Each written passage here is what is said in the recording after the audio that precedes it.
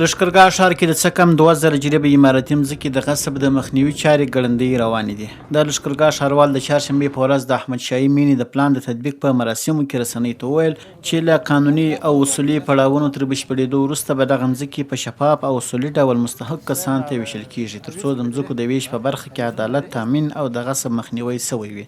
د لښکرګاه ښاروال وایي له ډېره وخته ځینې زورواکو دا سیمې غصب کړي او د ښاروالۍ د پلان مخنیوی یې کوي چې بالاخره د رئیس الوزرا او کابینې پریکړه د هیواد زعیم امیر المؤمنین حفظه الله تعالی تایید کړي او د هلمند ځایي اړونده مسؤلینو ته یې دنده سپارلې چې دلته ټولو میشتو او بې سرپرسته خلکو ته یوه نمره توضیح کړي او د هغو زورواکو لاسونه لنډ کړي چې سلګونه جریبه مځکه یې غصب کړې ده.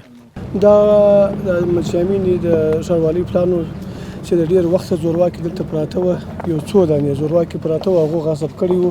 په هره نوعه غوښتله چې د اسلامي امارت د دې پلان د تطبیق مخه ونیسي او دلته مسکینان خلک پراته وو، هغه د دې زورواکو ملګري نه وه، هغه د خپل ډال سپر دپاره استعمالول. نو بیا بالاخره پرېکړه وشوله، د کابینې پرېکړه شوې ده، د رئیس الوزرا پرېکړه شوې ده، د امیر المؤمنین حفظه الله تعالی سره شریکه شوې ده، د هغه پرېکړه شوې ده. نو چې دا پلان تطبیق کړي نو دا زورواکي پسې واخلي د دې ځای څخه په جریبو مځکه غصب کړي، هغه نور دې څه لرې کړي. هغه خلک چې دلته واقعا سرپناه نه لري، واقعا مسکینان خلک دي، هغو ټولو ته یوه نمره ورکړي.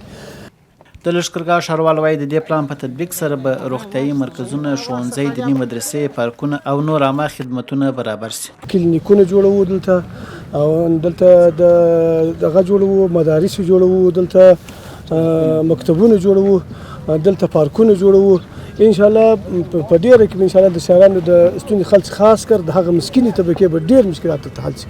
بلخوا د سیمې یو شمېر اوسېدونکي د اسلامي امارت د دې پلان د تطبیق هرکلی کوي. وایي د دې پلان په تطبیق سره به یې کورونه قانوني بڼه او ارزښت پیدا کړي. موږ الحمدلله د امارت اسلامي څخه ډېر خوشحاله یو چې دا زموږ کوم ساحه ده، دا کوم ځمکې دي یا دا کوم سرایونه دا موږ ته توضیح شي، زموږ خلکو ته ورکوه شي. دغه ګیټ زما دی، زما ته ورسېد د خیره سره په ښه ورین تندي، په ښه اخلاقو مبارکي یې راکړه، عزت یې راڅخه وکړي، په قدر یې راته وکتل، مبارکي خپل ښاروال صاحب راکړه، څو وار یې راته ویل مبارک دې شه، دا ځای ستا دی، دا نمره ستا ده، خپل د تعریفي و د عوض غم خوره ښاروالۍ ته راسه. نو دونې خدمت یې راته کړی دی، دونې ځینې راضي وي، د دوی څخه دې رب راضي شي. زه خو یوازې نه لرم، الله دې دوی ته ورکړي. څوک مو نه درلودی چې دا سره یا ستا دی یا د بل دی. اوس الحمدلله د خدای راضي و، نن راله زما نوم یې ولیکئ، زما د سکرې لمبر یې واخیستی، دغه نمره یې ماته راکړل.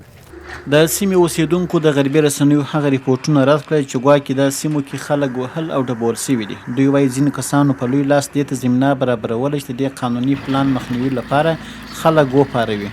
په ورځ د قیامت پوښتنه راڅخه کېږي، ما خپل د سترګو دغه خپل پر دغه ولاړم، په دغه شیانو اخته وم، نه په چپلاخه ولایم، لا به اضافه خبرې راڅخه سوي وي، مثلا لا به مې چې نه دي راته ویلي، نه پورې وهلی، نه خوشکه راته کړې ده، نه مې مړی لیدلی، نه مې ټپي لیدلی دی.